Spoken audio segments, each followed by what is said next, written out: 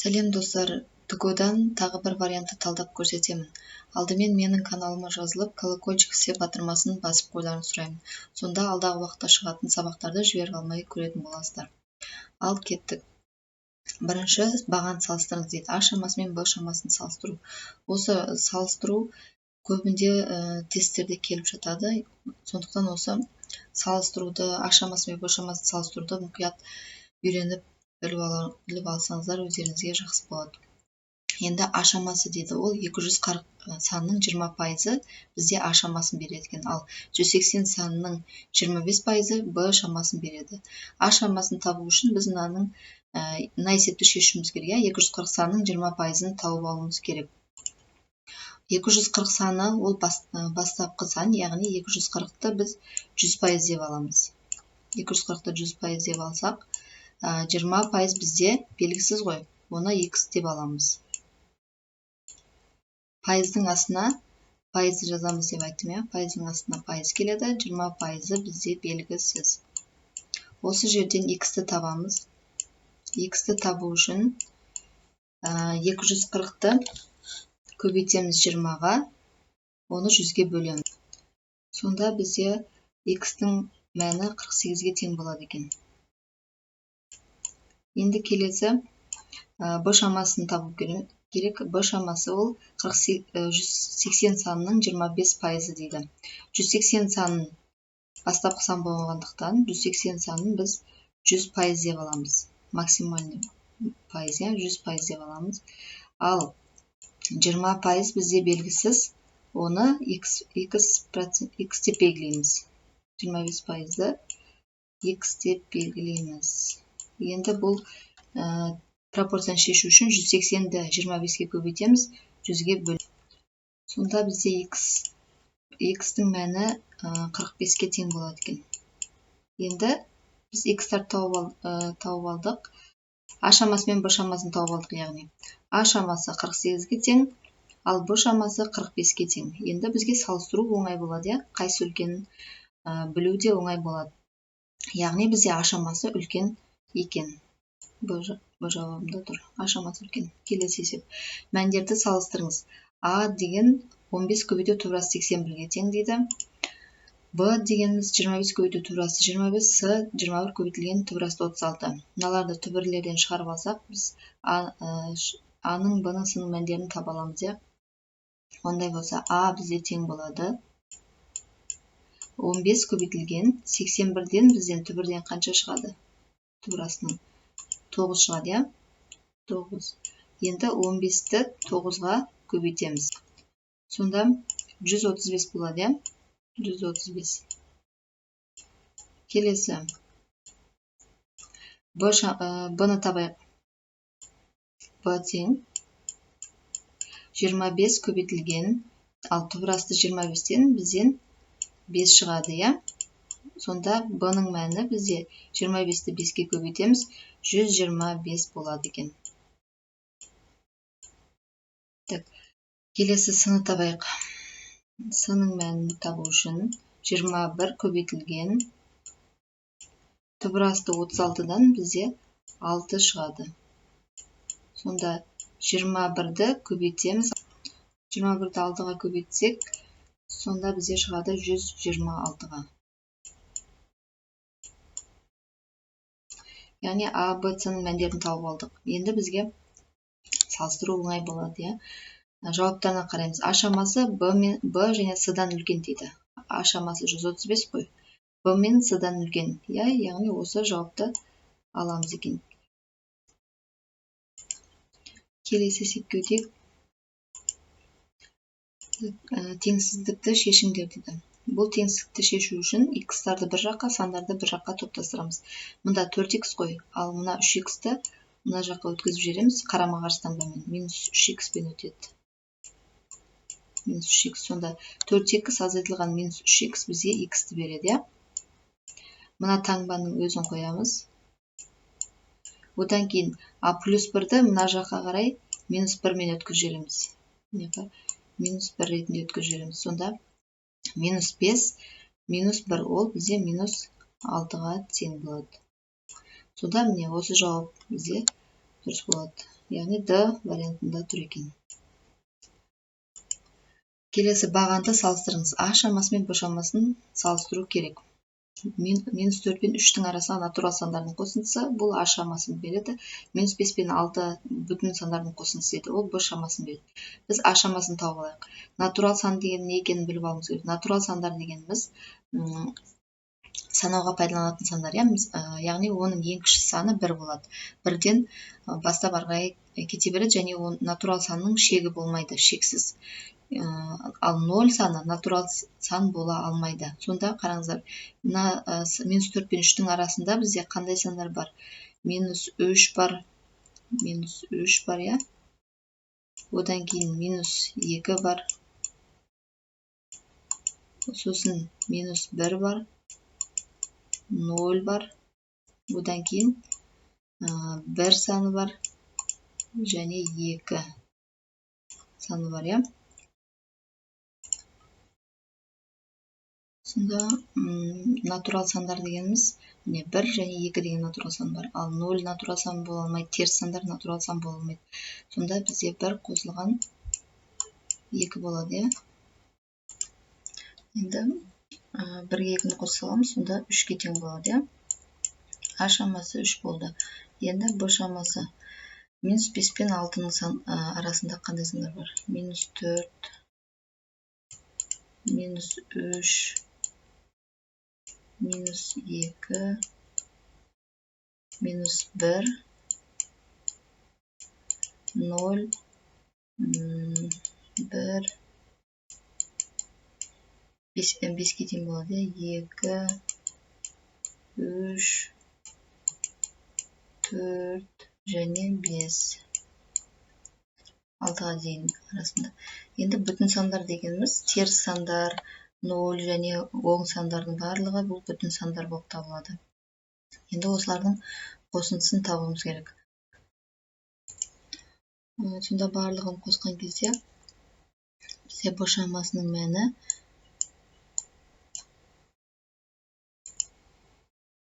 мәні 5-ке тең болады екен.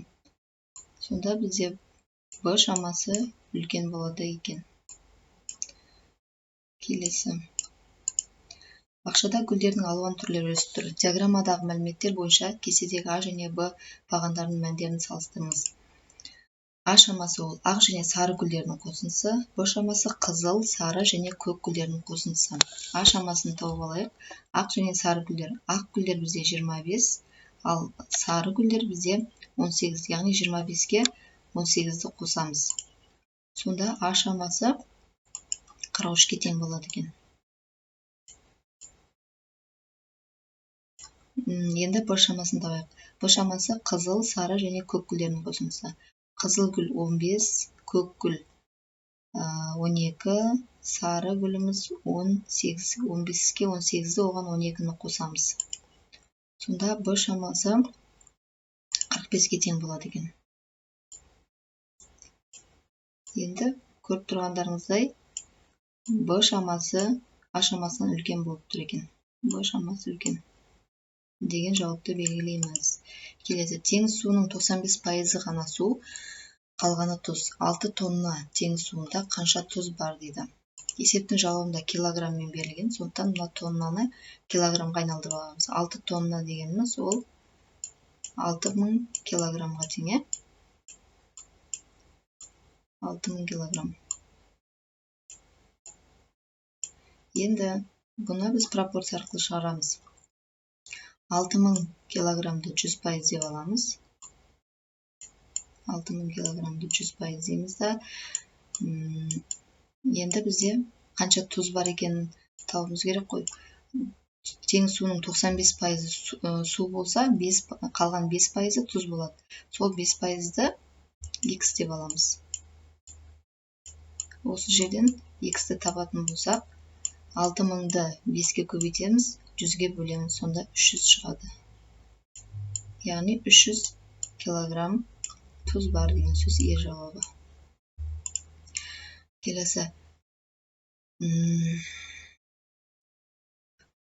Келесі теңдеудің түбірлерінің қосындысын табыңдар дейді. Бұл квадрат теңдеу x квадрат плюс 2x минус 3 тең 0. Квадрат теңдеуді шешу үшін мынадай түрде беріледі квадрат теңдеу. Оның бірінші дискриминантын тауып, содан кейін түбірлерін табамыз. Дискриминант дегеніміз ол b квадрат минус 4ac-ға тең. Міне, b квадрат минус 4ac. Мен мынау квадраттық теңдеуді мына түрде жазып қойдым. Сіздер шатаспас үшін, а дегеніміз не, b дегеніміз не, қазір айтамын. А дегеніміз міне x-тің алдында тұрған сан. X-тің алдында бізде бір сан тұр, ол бізде a-ға тең. Одан bx, b неге тең? Мына екінші тұрған x-тің алдындағы сан b-ға тең болады. Одан кейін c дегеніміз мына минус 3-ке тең c деген. Сол бойынша дискриминантын тауып аламыз. Дискриминанты сонда b дегеніміз міне мынау 2 ғой. 2-нің квадраты 4 болады. Азайтылған формула бойынша 4 жазылады, көбейтілген. А бізде 1-ге тең, с минус 3-ке тең. Сонда минус 4-ке минус 3-ті көбейтсек, ол плюс 12-ні береді. 12-ге 4-ті қосамыз, 16 болады. Яғни дискриминант бізде 0-ден үлкен, оң сан шығып тұр. 0-ден үлкен болған жағдайда біз мына формуланы пайдаланамыз. Яғни түбірлерін табу үшін минус b плюс минус түбір асты d бөлінген 2a деген формуламен шығарамыз. Ал дискриминант 0-ге тең болып қалса, мына жерде 0-ге тең болса дискриминант, онда x тең минус b бөлінген 2a деген формуламен түбірлерді табатын боламыз. Ал дискриминант 0-ден кіші болса, онда шешімі жоқ дегенді белгілейсіздер. Бізде 0-ден үлкен болғандықтан мына формула бойынша екі түбірін тауып аламыз. Бірінші қосумен, одан кейін азайтумен таптым. Сонда x бірінші минус 2 плюс дискриминанты бізде 16 болды. 16-дан, түбірасты 16-дан бізде 4 шығады. Бөлінген 2, ол бізде минус 2 плюс 4, ол 2-ні береді. 2-ні 2-ге бөлсек 1 шығады. Екінші түбірінде мына жерге минусты қойып шығарамыз. Сонда минус 2 минус 4 бөлінген 2. Минус 2-ге минус 4, ол бізде минус 6-ны береді. Оны 2-ге бөлетін болсақ, минус 3 болады. Екі түбірді тауып алдық. Енді бізде теңдеудің түбірлерінің қосындысын тап. 1-ге минус 3-ті қосатын болсақ, онда бізде минус 2-ні береді. А жауабы. Келесі есеп, бағанды салыстырыңыз. А шамасы 4-ке тең, Б шамасы минус 2-ден 4 көбейту 3-тен 5-ке тең. Енді мұна есепті шығару үшін қараңыздар. А шамасы бізде оң сан болып тұр. Ал Б шамасы екеуін көбейтсек те бізде теріс санды береді. Яғни мұнан есептемей-ақ бізде А шамасы үлкен дегенді белгілесек болады. Есептесек, онда мынау бізде тең болады, қараңыздар. Минус 2-ге 3-ті көбейтеміз 6, 4-ге 5-ті көбейтеміз 20. Бұл бәрібір теріс сан, өйткені мына жерде минус таңбасы бар, теріс сан оң саннан үлкен бола алмайды. Яғни А шамасы үлкен деп белгілей саламыз. Келесі теңдеуді шешіңдер дейді. Бұл теңдеуді шешу үшін бірінші егерде теңдеуді шеше алмайтын болсаңыздар, онда x-тің орнына мына тұрғы мәндер берілген ғой, соларды қойып шығарып көресіздер. Сонда x-тің мәндерін қойғанда екі жағы да, теңдіктің екі жағынан да бірдей сандар шығу керек. Мысалы, мына жақтан 2 шықса, онда мына жақтан да 2 саны шығу керек. Сонда сол жауап дұрыс болады. Ал теңдеуді шығара алатын болсаңыздар, ортақ бөлімге келтіріп шығаратын боламыз. Бұлардың ортақ бөлімі, барлығына бірдей ортақ бөлім, ол 6, 6 3-ке де бөлінеді, 2-ке де бөлінеді, 6-ның өзіне де бөлінеді, қалықсыз бөлінеді. Яғни ортақ бөлімі 6 деп аламыз. 6-ны 3-ке бөлсек, мынаған 2-ден болады. Ал 6-ны 2-ке бөлсек, мынаған 3-ден болады. 6-ны 6-ға бөлсек 1-ден болады. Ал мынаның астында бізде 1 сан бар деген сөз. 1 деген сан бар. 2-ні 1-ге бөлсек, 2-нің өзі шығады. Яғни бөлімінде 1 саны бар. 6-ны 1-ге бөлсек, оған 6-дан тиеді екен. Енді бөлімдері бірдей болғандықтан бөлімдерін қалдырып кетеміз, тек алымдарын жазамыз. Сонда 2-ні x-қа көбейтеміз, 2x болады. Қосылған 3-ті x-қа көбейтсек, 3x болады, 3x деп жазамыз. Тең. Мұнда бізде 1 болған. Сонда 1x демейміз, жай ғана x деп жаза береміз. X қосылған 2-ні 6-ға көбейтеміз, 12 болады. Енді осыны ары қарай шешеміз. X-тарды бір жаққа, сандарды бір жаққа. Мына екеуін қоссақ 2x-қа 3x-ті 5x болады, ал мына плюс x мына теңдіктің сол жағына өткенде минус x болады. Сонда 5x-тан x алып тастаймыз, 4x қалады. Тең 12-ге. Енді осыдан x табатын болсақ, 12-ні 4-ге бөле саламыз, 3-ге тең болады. Есептің жауабы x-тен 3. Да жауапты тұр екен. Келесі, төмендегі бір сыныптың математика пәнінің емтихан нәтижелері, яғни ұпайлары көрсетілген болса, бұл ұпайлардың арифметикалық ортасын табыңыз. Арифметикалық орта дегеніміз, мұнда берілген сыныптардың ұпайларын сол сыныптардың санына бөлеміз.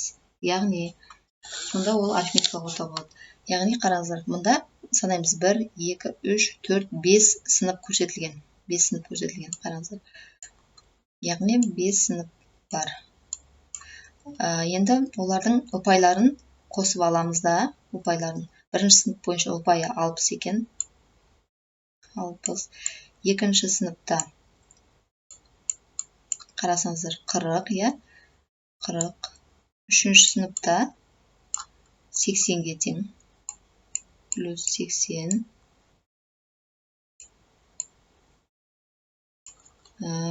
Төртінші сыныпта 20, ұпайы 20. Бесінші сыныпта 90 ұпай.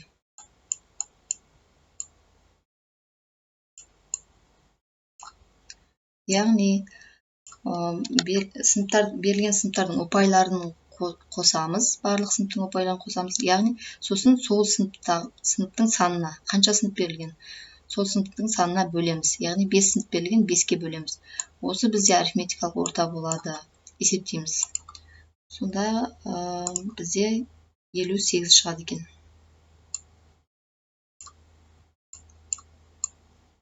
58. Ол бізде С вариантында тұр. Келесі бағандарды салыстырыңыз. А және Б, С бағандар берілген. Салыстырайық. Модульден ешқашан теріс сан шықпайды. Сондықтан минус 2, минус 6 ол бізде минус 8 береді. Модульден шығаратын кезде оң сан болып шығады. 8 шығады. 8-ден 4-ті азайтамыз. 4 шығады. А бізде 4-ге тең екен. Келесі Б. Минус 2, минус 4 ол 6-ны береді. Модульден минус 6-ны береді. Минус 6 модульден 6 болып шығады. 6-ға 5-ті қосамыз. Б 11-ге тең екен. Келесі 7-ден 1-ді аламыз 6. 6-дан 3-ті аламыз 3. Енді салыстыруға болады. А 4-ге тең, Б 11-ге тең, С 3-ге тең. Сонда Б шамасы үлкен болып тұр ғой. Яғни Б шамасы А, С-дан үлкен деген жауапты белгілейміз. Б варианты. Келесі X-тің мәні табу керек. Яғни теңдеу берілген. Ортақ бөлімге келтіріп шығарып теңдеу түрінде шығарсақ болады ары қарай. Немесе X-тің орнына жауаптар берілген ғой. Соның әрқайсысын қойып шығарсаңыздар болады. Егер теңдеуді шығара алмай жатқан жағдайда осылай жауаптар арқылы шығаруға болады. Ол кезде, мысалға, бірінші вариант А вариантында тұрған 24-тен 13-ті барлық X-тардың орнына қоясыз. Қоясыз да есептейсіз. Сол кезде мына теңдіктің сол жағындағы сан мен теңдіктің оң жағындағы сан екеуі бірдей болу керек. Мысалы, мына жақты есептеген кезде 3 шықса, мына жақты есептегенде де 3 шығу керек. Екі жағы екі түрлі болса, ол вариантты алмайсыздар. Екі жағы бірдей болған жауап X-тің мәні болып табылады. Ал ортақ бөлімге келтіріп көрсен, барлығының ортақ бөлімі 6, 8, 12, мына жерде бөлімде 1 бар. Барлығының ортақ бөлімі ол 24 саны. 24 санын 6-ға бөлсек, манаған 4-тен болады да, 4-ті 5x-ға бөлсек 20x болады. Бірден мына жаққа жазып қойдым. Азайтылған 24-ті 8-ге бөлеміз 3-тен тиеді мынаған, 3-ті 3x-ға бөлсек 9x болады. Тең 24 12 бөлсек 2, яғни мынаған 2-ден болады, 2-ні x-ға бөлсек 2x. Қосылған мынан бөлімде 1 бар болған, сондықтан бұған 24-тен болады. 24-ті 9-ға бөлсек 216 екен. Енді барлығының бөлімдері бірдей болғандықтан бөлімдерін қалдырып кетеміз. Алымдарымен жұмыс жасаймыз. 20x-тан 9x азайтып тастаймыз. Сонда 11x қалады. Тең Мына жақта өзін қалдырамыз. 2х 11х тең 2х плюс 216 болды. Енді мына 2х теңдіктің сол жағын өткізіп жібереміз. Сонда қарама қарсы таңбамен береді, яғни минус 2х болып барады. 11х-тан минус 2х алсақ 9х шығады. Тең 216-ның өзі қалады. Осы жерден х табу үшін 216-ны 9-ға бөлсеміз, сонда 24 болады. Яғни Б варианты белгілейміз. Берілген кестені толтыр дейді. Бірінші сан, екінші сан, үшінші сан және арифметикалық ортасы. Бірінші саны белгілі, яғни 3 сан берілген. Сонда қараңыздар, барлық сандардың, берілген сандардың қосындысын алымына жазыңыздар. 5 қосылған екінші сан белгісіз, оны х деп жазайын. Қосылған үшінші сан 15. Яғни бізде барлығы 3 сан беріліп тұр. Оны бөліміне жазасыздар. 3 сан. Егерде мына жерде 4-ші сан деп тұрса, онда бөлімі 4 болатын еді. Тең арифметикалық ортасы 10-ға тең дейді. Тең 10 дейміз. Міне. Енді осыны арғай шығарайық. Сонда 5-ке 1-ден 15-ті қосып тастайын, сонда 20 болады. 20 қосылған 2 тең дейміз. 3-ті 10-ға көбейтіп тастаймыз. 30 болады. Осы жерден х-ті табамыз. х тең 20-ны теңдіктің оң жағына өткізіп жібереміз. Қарама қарсы таңбамен өтеді. Сонда 30-дан 30 азайтылған 20 болады. Яғни ол бізде 10-ға тең. Яғни мұнда тұрған санымыз 10 болады екен. Келесі, дәл осылай қалғандарында шығарамыз. Бірінші, екінші сан берілген, үшінші сан белгісіз дейді. Яғни 10 қосылған 15. Үшінші санымыз белгісіз, оны х деп аламыз. Бізде 3 сан беріп тұр, яғни бөлімі 3 болады. Тең арифметикалық ортасы 15-ке тең дейді. 10-ға 15-ті қосамыз, 25 қосылған х болады, я? Қосылған х тең, енді 3-ті 15-ке көбейтіп тастаймыз мына жерден. Сонда ол 45-ті береді. Енді х-ті табу үшін 25-ті теңдіктің оң жағына өткізіп жібереміз. 45-тен 25-ті азайтамыз, сонда 20 болады. Х-іміз мына жерде 20-ға тең екен. Яғни 10-20 деген үшінші сан табайық. Келесі, 3 сан берілген, арифметикалық ортасын тап дейді. Қараңыздар, барлық берілген сандарды қосамыз. 3 қосылған 6 қосылған 9. Жалпы сандар ол 3 сан. Яғни бөліміне 3 деген сан түседі. Тең. Осыны есептейміз. 3-ке 6-ны қосамыз 9. 9-ға 9-ды қосамыз 18. 18-ді 3-ке бөлсек 6 болады. Арифметикалық ортасы 6-ға тең. Сонда 10, 20, 6 деген жауапты белгілейміз. А вариантында тұр екен. Келесі есеп 2027-ның 2018 дәрежесіндегі соңғы саны А, 2018-дің 1964 дәрежесіндегі соңғы саны Б, 2022-ның 1861 дәрежесіндегі соңғы саны С болса, төмендегі жауаптарды салыстырыңыз. Бұндай есепті мен осы тақырыпқа арнайы бір сабақ түсіріп салған болатын. Соған қарап өздеріңіз шығарсаңыздар болады. Немесе қазір менімен бірге қайталап көріңіздер. Яғни бұндай есеп шығару үшін бірінші мына жерде тұрған санның соңғы цифрына ғана мән береміз. Соңғы цифр бізде 7. 7-нің дәрежелерін жазып шығамыз. 7-нің 1 дәрежесі 7, 7-нің квадраты 49, 7-нің кубы 343, 7-нің 4 дәрежесі 2401, 7-нің 5 дәрежесі 16807. Енді қараңыздар, мына бірінші сан қайталанғанға дейін жазамыз. Міне 7 қайталанып тұр мына жерде. Демек 7-нің 4 дәрежесімен осы жермен тоқтаймыз. Арғай бізге керек емес, өйткені арғай есептесеңіздер, 7-нің 6 дәрежесін есептесеңіздер, ол 9-бен аяқталады. Одан кейін сан 3, одан кейін 1, осы 7, 9, 3, 1 қайталана береді. Сондықтан осы қайталанғанға дейін қарастырамыз. Яғни 7-нің 4 дәрежесімен тоқтаймыз. Енді мына дәрежені 2018 деген дәрежені осы 4-ке бөліп тастаймыз. Баған түрінде бөлеміз, калькулятормен бөлмейміз. Баған түрінде бөлетін болсақ, 504-тен тиеді және 2 қалдық қалады. 2 қалдық дегеніміз, яғни сол 2 мына дәреже. Қараңыздар, мына жерде 3 болса, онда мынаны алатын едік. Бізде 2 қалдық қалып тұр, демек 7-нің квадраты мынаны аламыз да, яғни осы 9-бен аяқталады деп, а тең 9 деп жаза аламыз. Яғни соңғы сан а, ол бізде 9-ға тең болып тұр. Енді келесі 2018-дің 1964 дәрежесінің соңғы сан б дейді. Б-ны табу керек. Бұл жерде соңғы цифрға ғана қарайсыздар. Соңғы цифрымыз бізде соңғы санымыз 8 болып тұр. 8-дің дәрежелерін жазып шығамыз. Қайталанғанға дейін жазамыз. Мына жерде қараңыздар, 8-дің 5 дәрежесі 8 цифрмен аяқталып тұр. Яғни мына бастапқы сан қайталанып тұр. Бұл жерде де 8-дің 4 дәрежесімен тоқтаймыз. Сондықтан ары қарай қарастырмаймыз. Қайталанғанға дейін аласыздар. Сонда осы дәрежені, берілген дәрежені мына дәрежеге бөліп тастаймыз. Қайталанғанға дейінгі дәрежеге бөлеміз. 1964-ті 4-ке бөлеміз, сонда 491 қалдықсыз шықты. Егер қалдықсыз шықса, яғни осы дәрежедегі санның соңғы цифрмен аяқталады деп жазамыз. Б 6-мен аяқталады міне. Яғни соңғы цифр 6-мен аяқталады мына жерде. Енді келесі 2022-ның 1861 дәрежесіндегі соңғы саны с дейді. Оны табу үшін мына соңғы цифрды жазамыз. Соңғы цифр 2, 2-нің дәрежелерін жазамыз. Қайталанғанға дейін. Мына жерде 2 қайталанып кетті. Яғни 2-нің 4 дәрежесімен тоқтаймыз. Сосын мына дәрежені 1861. Кез келген мына жерде берілген дәрежені, бізде 1861 ғой, соны осы қайталанғанға дейінгі дәрежеге бөлеміз. 1861-ді 4-ке бөлсек 465-тен болады және 1 қалдық қалады.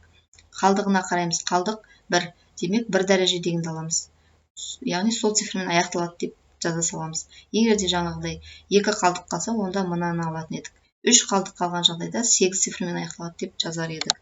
Егер де қалдықсыз шықса, демек осы цифрмен 6-мен аяқталады деп жазар едік. Бізде 1 қалдық қалып тұр. Демек, 2-мен аяқталады, с 2-мен аяқталады. Енді а 9-ға тең, б 6-ға тең, с 2-ге тең. Енді салыстыру бізге оңайырақ, яғни бізде мына е жауап болады екен. Келесі деп. Берілген кестедегі мәлімет бойынша дұрыс тұжырымды көрсетіңіз. А шамасы, Б шамасы берілген. А шамасы тең қабырғалы үшбұрыштың периметрі 45 см, үшбұрыштың қабырғасын тап. Бірден таба берейік. Тең қабырғалы деген барлық қабырғасы тең болатын үшбұрыш тең қабырғалы деп аталады. Яғни барлық қабырғасы бірдей. Яғни бұның периметрі А қосу Б қосу С-ға тең ғой. Яғни үш қабырғасының қосындысына тең. А қосу Б қосу С. Енді периметр 45 болып тұр. Үшеуін мына қабырғалары бірдей деп тұрмын ғой. Яғни 45-ті үш қабырғаға бөліп тастасақ, сонда теңдей болып шығады. Сонда әр қабырғасында бізде 15-тен болады екен. 15. Қабырғасын тауып алдық, яғни ол А шамасын тауып алдық деген сөз. А шамасы 15-ге тең. Енді келесі Б шамасы. Дөңгелектің ауданы 196 пи сантиметр квадрат. Дөңгелектің радиусын тап. Ол дөңгелектің ауданы бізде S тең пи r квадратқа тең ғой. Пи r квадрат. Енді бізде ауданы белгілі 196 пи сантиметр квадрат.